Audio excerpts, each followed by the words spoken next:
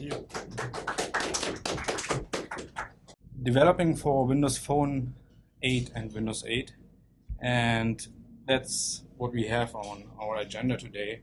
I want to talk about what it means to have a shared core across phone and PC and tablet, and how, when it comes to development, how can we reuse our code and how can we share our code base across all those platforms.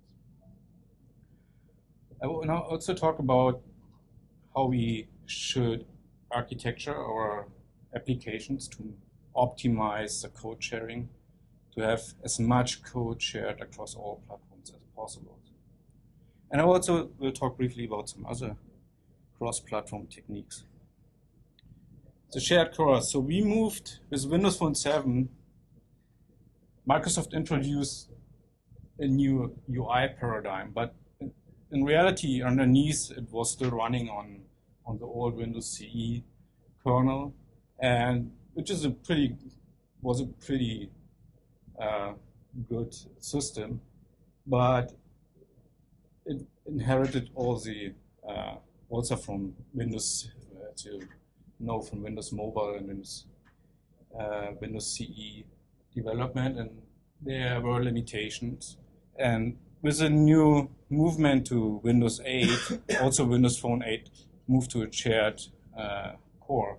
So right now, if you're getting a Windows Phone 8 in your hands and a Surface tablet, they're running the same kernel and they share a lot of OS modules.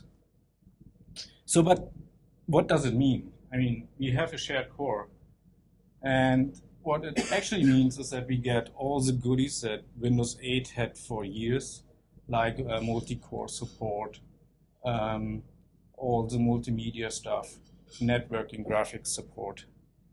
For example, with Windows Phone 8, you can now develop games with Direct 3D, like on Windows. And for hardware manufacturers, it means they can use the same driver models. So, for example, in Windows Phone 7, there was no support for SD cards. That comes all for free with the movement to a shared core. What it doesn't mean is that you can run applications from Windows Phone on Windows 8 or vice versa. So that's not possible. And it also doesn't mean, as a developer, that you use the exact same APIs. Over time, it will improve. They will bring the APIs closer together. But in reality the reality is that it's a different form factor, it's a different platform, and there will be always difference in the API.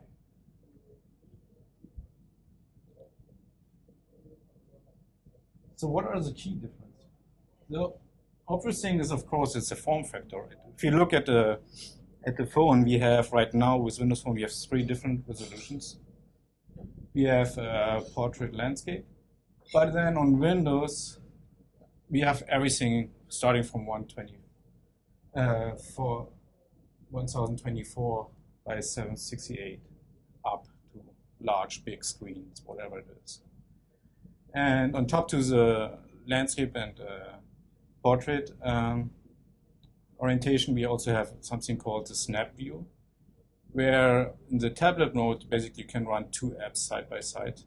And the snap view is maybe a minimized version of your UI from your app. For example, if you want to use a Twitter app, for example, in the snap view, you maybe still see the timeline going, having incoming messages and so on. That's pretty useful. And on the control side, there's also some difference that just because of the form factor, we have limited screen space. So on Windows Phone, we're using controls like the panorama and pivot control, where the pivot control is basically something like what you used to know as a tab control, but it's touch optimized. There's no such thing as a combo box on a Windows Phone, because of course with your thumb you don't want to touch a small arrow and select small items from from a list, instead there's a long list picker where it goes to a different screen, and you can you have a lot of space to select your items. On the other side, on Windows 8, we have other controls that are specific for the tablet form factor, like the grid view that arrange groups of arrays on the screen. We have also something like a semantic zoom that's specific for the tablet that allows us to do different things on a pinch to zoom action. So instead of presenting more pixels or making pictures smaller, it can organize your data differently and presents you a different view of your data with a pinch to zoom action. Another key difference is the life cycle of applications on Windows Phone and Windows 8. While on Windows 8 we have the tablet and we have much more power, we have more battery life available. Apps will always resume whatever it is. There's no tombstoning involved. While on Windows Phone, battery life is precious as well as resources are limited. So the life cycle of an application in Windows Phone is basically you start your application. So, and from there, the user can go back to the home screen or he can launch another app. So at some point in time, what could happen is that your application gets in a state that's called dormant. And what it means is that the instance is still preserved. So, and if the user comes back, what could happen is that the OS loads the image right away, everything is as it is. Or even if the resources are even more limited on the system, it could happen that your app gets tombstone, what means it's like it never started, but then if it starts, you have to take action to restore the state of the application again. So, for example, if the user was previously in a substream and started editing something, you want to take care that when the app gets started again, that the user ends up at the same state in the application.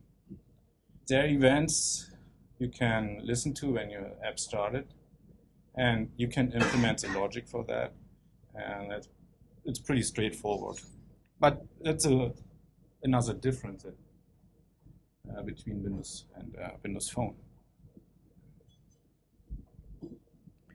So how do we minimize our development then? I mean, we have to develop for both, then we have all these differences, different APIs. One thing you could do is portable class library, and that's basically the only reuse scenario you have for Windows 8 and Windows Phone 8. Portable class library is a managed code, so it can be C# VB. And it is a code base that is once compiled, you test it, and that's it. And you can use it on your Windows 8 application, you can use it on your Windows Phone application. Or you can even use it in a Silverlight or in any desktop application. It's a good place to put like data classes that you use to transfer from the server to the client to present data. Or put in an algorithm you have that could be used on all platforms. Where you can, you should use portable class libraries. So, and as I said, of course, you can't always use portable class library because of limitations in the API you see. And when you can't use, what you do is you share your code files across your platforms. And we have different techniques you could use. First of all, you can take the same source code file and link the file into different projects. So for example, you have a class 1 living in a Windows 8 project, but then you can the very same code add to your Windows Phone project by adding it as a link. What that means is if you change code in one location, it automatically changes in the other location as well. That's very useful, but at some point maybe things don't match because you have different in the API namespaces, or certain methods work differently, or certain things are not available. And what you can do then is using 3 different techniques. First is conditional blocks. And of course, you can use inheritance. It's for C# VB, it's all object-oriented. So what you do is you implement things that works the same in a base class, or you require in an interface, and then you implement your actual actions for the platform in a derived class. Or you can use partial classes and methods. So conditional blocks are basically chunks of code that you can enable or disable for a certain platform. And there are some compiler constants you can use. Pre-configured is the NetFX core for Windows 8. And for Windows Phone 8, it's a Windows Phone compiler constant. It can be very useful if you have very little difference in syntax and methods. But it can also make your code pretty unreadable. So there are always good and bad examples. That's a good example.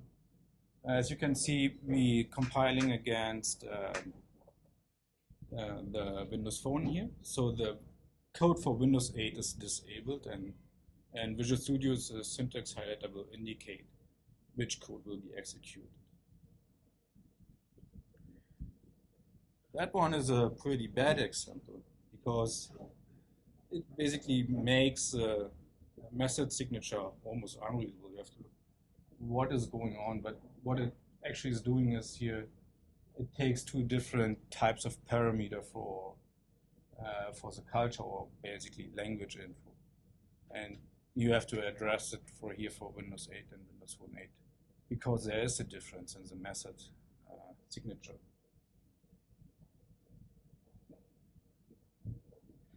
Partial class is a concept that basically was introduced with all those design files and code generating tools, for example, for object relational mappers, where you have generated code, but then you want to give the developer the chance to add certain extension or to the possibility to hook up into certain methods before certain code executes.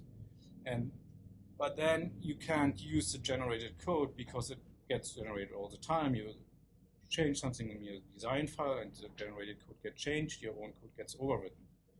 That's why partial classes were introduced, where you can split up your implementation in 2 different source code files. And it's pretty neat. You put common functionality in a shared source code file, but then you can put specific code in another code file, but it's the same class. In the end, they get compiled together in one class file. That's an example. As you can see here, we have a method called retrieve folders, and it does something, and at some point it loads folder from the physical drive. But if you look in the actual class, you won't find the load folders method. The actual code lives in a specific code file for Windows Phone 8, and for that example, where the load folders is implemented. So you can reuse code with portable class library. You can share code with different techniques that I just showed you. But that's all technique you use to get your code across the project. But then to optimize your code, to make it maintainable and testable, we have also to talk about architecture. And one very important pattern we use for Windows Phone and Windows 8 is the MVVM pattern. And that's very helpful. But to understand how it works, we first have to talk about data binding. And I want to give a very short introduction to data binding. And on top here you can see how you would set like the text property of an text box. You can do that in Windows, where you just have maybe an item data class and then you set the title of the text box. But if you do that with a rather complex UI, you also have to keep it in sync. So if something changed on the data class, you have to update the text box, or when the text box change, you have to update your data class. And that's why we're using something called data binding, and that is how you declare it in code. So you have a class called binding, and in the constructor you basically saying, okay, that's what I want to bind to, that's a title. And then you can set the source, where does this title live, to the item. And as you may see, this can be anything. So source of binding is an object. So you don't know actually what the object is. You just say it has a title. And then you can set a binding mode. And then you set the binding to the text box. Now, of course, you could say that's I turned one line of code into 4 lines of code. That doesn't look better at all. But this binding already has all the magic to keep your UI in sync with your data class. And of course, if we don't use actual code to generate our UI, we use XAML. And in XAML, things become way more efficient. So in this very same data binding I did now in 4 lines of code is this 1 line, and it's pretty readable. You say, okay, that's my text box, and the text of the text box should be bound to title, and it should be bound in both directions. You have 3 options for data binding. One is one time, that basically is very useful when you want to keep an eye on resources and you don't need to keep your data in sync. So when the UI gets rendered, it reads the data once and that's it, forgets about it. The second one is one-way binding, where you want to listen to changes that happens in the backend, or two-way, where you actually want to edit properties on a certain class. So as you can see here, it's again, we don't tell actually where this title comes from, and this declaration would just work, but where is it coming from? And the answer to that is a data context. Data context is defined on any framework element, and it's a hierarchical derived property. That means if you declare data context like on a page level for Windows Phone, for example, or on Windows 8, it's the same. It will be inherit to all children of this page. So down there, if you set the data context to an item somewhere on the top level, you will get it on a text box and you can bind to it. For the other possibility is that you get your data counts from item source. For example, for list boxes, you bind a list of items and then the UI gets generated for each item in your list. And then each item in your list will be the data context to a generated UI element.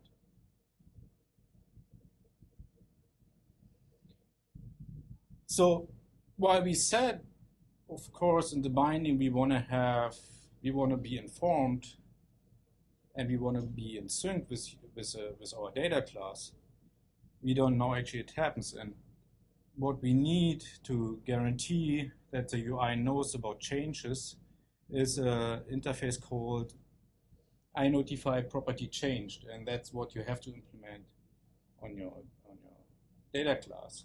And we're using properties in C# and VB, where we have the chance, if a property gets changed, to call an event that basically says, hey, something has changed, and we say what has changed. So in the implementation of our notify property changed, we will say, okay, that's a property name that has changed on the data class, and the binding then knows about it and can refresh their data. All right, we have our data binding in place. We can listen to changes in the UI. We can even adapt different data types. Now let's talk about actual ViewModel. And in this graphic, what I want to show you is that underneath we have our model layer, where all our data classes live that come from databases, cloud-hosted storage, or social networks, or any web services maybe you have on-premise. And those data classes get generated somehow. And we want to present the data on the view. And the view model is something that acts as a mediator between both of those. And the view model itself talks to or exposes the models to the view. But the view model itself doesn't know anything or shouldn't know anything about the view. It's an abstraction, it's a model of the view. It just says, here's a list of that. I can do that. That's a property that can be set or not. But it doesn't say anything about the view, whether it should be a list box or a grid view or a checkbox or whatever, or a toggle button. It just says, that's my data, that's my list, that's my properties, that's my actions I can do. And the view itself, it uses data binding to present the data and keep the data in sync with the presentation layer.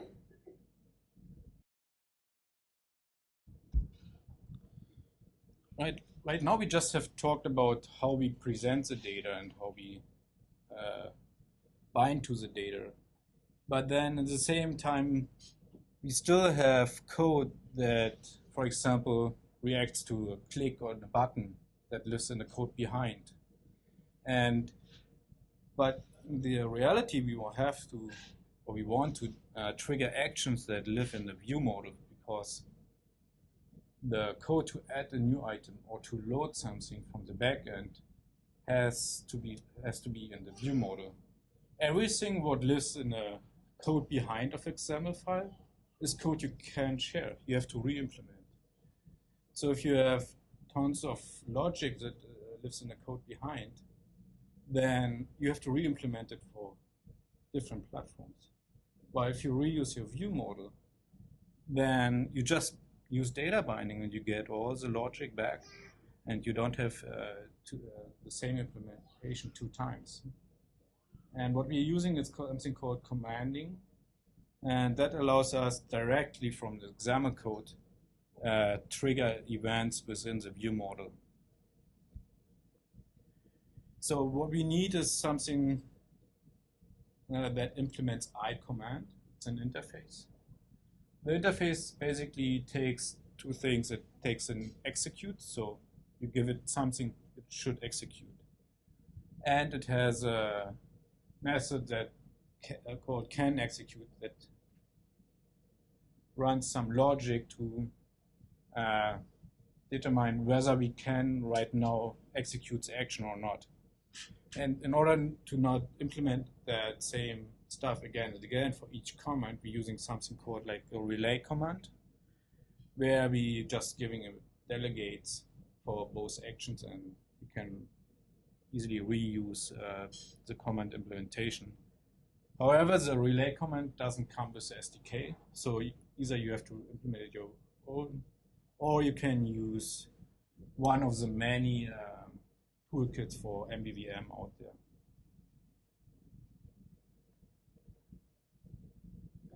So once we have our commands defined on our view model, we can use data binding. So each element that inherits from button base has something called comment as a property, and you can use data binding and say, okay, now I want to bind to the hello command, to the add new item command, whatever is defined on the view model. For scenarios where you don't have a button-based element, you can use something like triggers. For example, if a list gets loaded or the page gets loaded or something got selected, you can listen to a certain event, and then you can use an action that invokes the command on the view model. So we have our view models. We can use them as a mediator to our model. We can access the view models via data binding, and of course we can execute logic on the view model.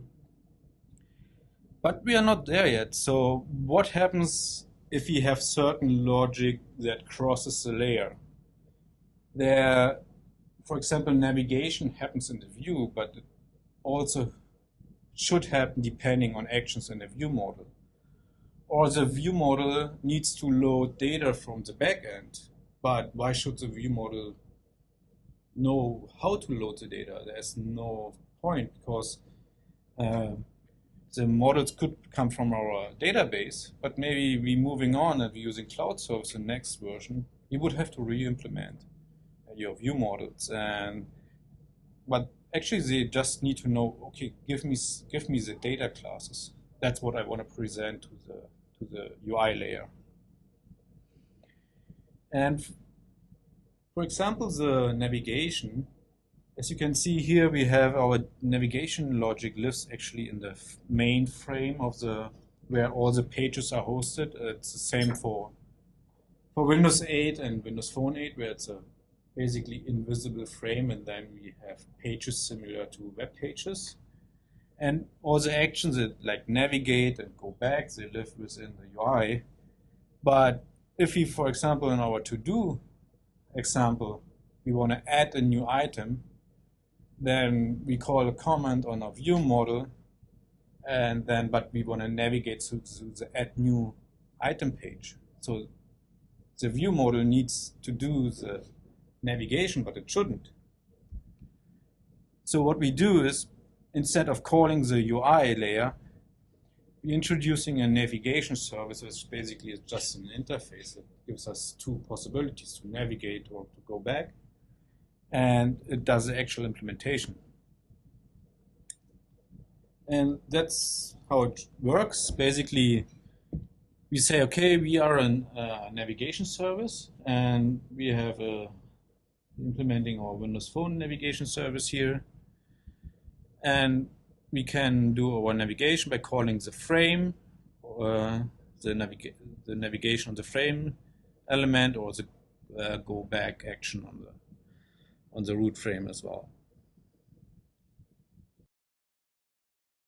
Services is a very nice way to encapsulate certain logic that can also live across multiple view models, and it also allows us to make our view models testable. So if you're doing unit tests for your view models, you're just injecting different services where you know the behavior and you can test your view models.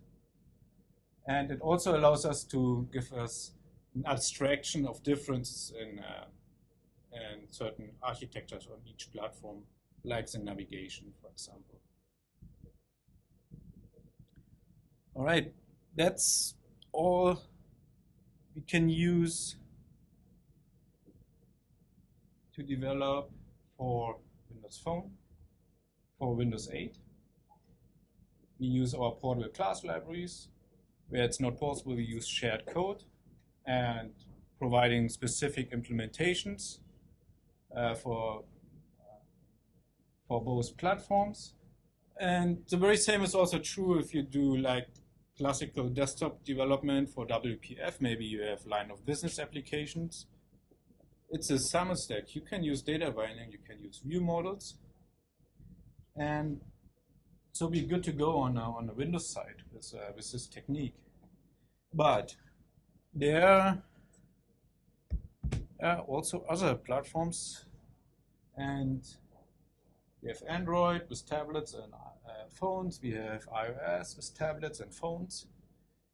And what I want to present you now is that the same .NET code base can be also used for those platforms. And how we do it is something that has been developed by XAML, and they have implementations for iOS and Android where you can use your C# or VB code and compile it to native iOS and Android applications.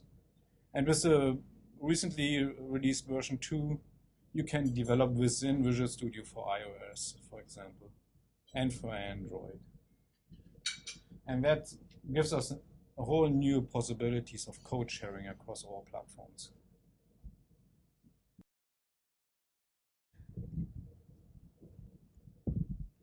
Yeah, that's basically the message. You can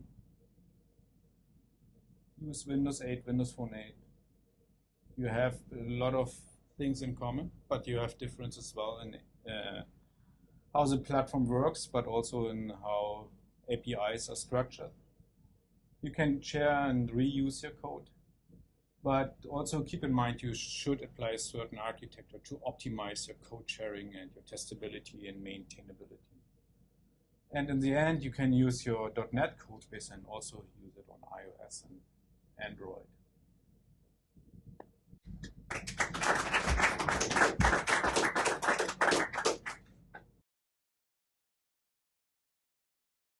Yeah, thanks Lars for the kind introduction. As you can probably hear, I'm not a native speaker. I'm originally from Germany, and I immigrated to Canada in 2008, so it's quite a while. So I grew up in East Germany, and so if I pronounce things funny or my English is a bit off, so I always blame the East Germans and the communism for that, because they made us to learn Russian. So that's, when I was a child, I had no chance to speak English at all. I don't speak Russian either, so even they made us to learn it. So, as Lars mentioned, I'm not a full-time Nokia employee.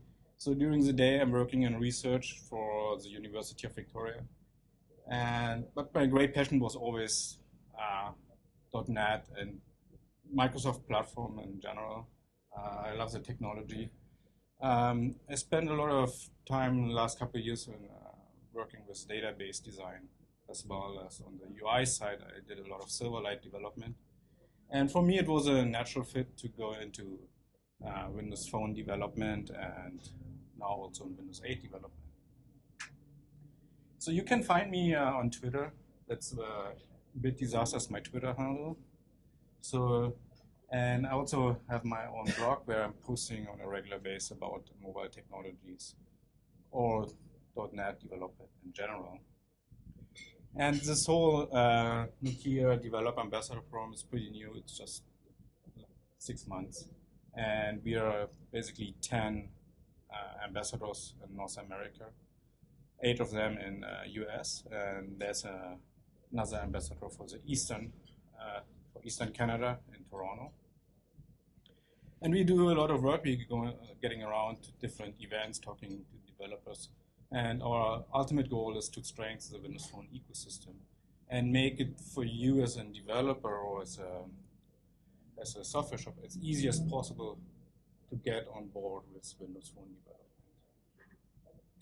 We also have our own reward and gaming platform. It's called Develop, and you can sign up for free. It's available in US, Canada, and recently also in UK.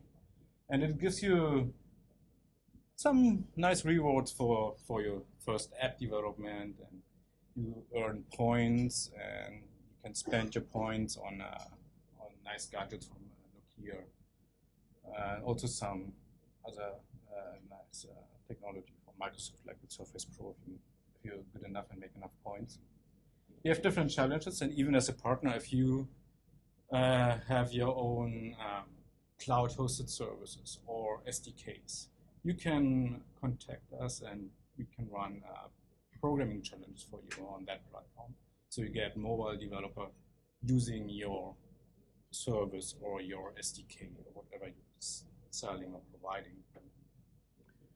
Besides this reward, we also try to support directly developers with a loaner program, which is not yet available in Canada, but in the US, and it's coming soon. As well as we reward you with some trade up. If you buy a new Lumia device, you can trade in your old device and get some cash back. So right now, it's a pretty good time to start with Windows Phone development. And that's all, it's not all, it's the major programs are right now available for Canadian developers. So I already talked about develop. But then Microsoft is running a very similar thing. It's called the developer movement. Basically, it's the same. You publish your app in the App Store, submit your apps to a challenge, and you get points. And they have all kind of stuff like TVs and Xbox and Ultrabooks. And there's also something pretty neat. That's a cooperation between Microsoft and Nokia and a university in Finland. It's an App Campus program. So basically what you're doing, if you want to come up with the next Instagram or the next Angry Birds, and you can pitch your startup idea to App Campus, and you get funding up to 70,000 euro. And you get invited to Finland, and where you can run labs, and you get direct support from Microsoft and Nokia on your project. And of course, all the ambassadors, we're running promotions all the time. So right now, if you write your first app, I will get you in the market for free, and you get a phone for free. And we have all the time different promotions running. Also, very interesting if you get started with Windows Phone development is something called the Nokia Premium Developer Program. And that's a very nice package. So what you get is basically the Dev Center membership. And that allows you to submit your apps to the App Store of Microsoft, and where you set up your text profile and everything, get your money. And it also gives you all the tools for free, like the SDK, Visual Studio version that is for free, and code samples, and direct support to get started with your programming. So that's in the package. So that's already $99. On top, you get complete controls from Telerik for Windows Phone. And last time it's outdated already, more like around 50, 60 different controls that can make your life much easier. And they're available for Windows Phone 7 and Windows Phone 8. And another service integrated into the premium program is the cloud service from Buddy. I use it myself. It's really great. They're coming with SDKs for iOS, Android, Windows Phone, and Windows 8. And they give you 1 million API calls per month. And what they have, it's like a social network in the cloud, all built in. So like all the infrastructure to create profiles, send friend requests, set up groups, push notification. That's all built in their API. And on top, if sometimes even the very good community around Windows Phone development and Windows 8 development can't help you, Nokia gives you 2 tech support tickets when it comes to hardware-specific questions that sometimes really hard to solve. So that's all in this package, and it's $99 per year. And it's basically, if you want to publish, you already pay $99 to Microsoft. So it's already worth the package.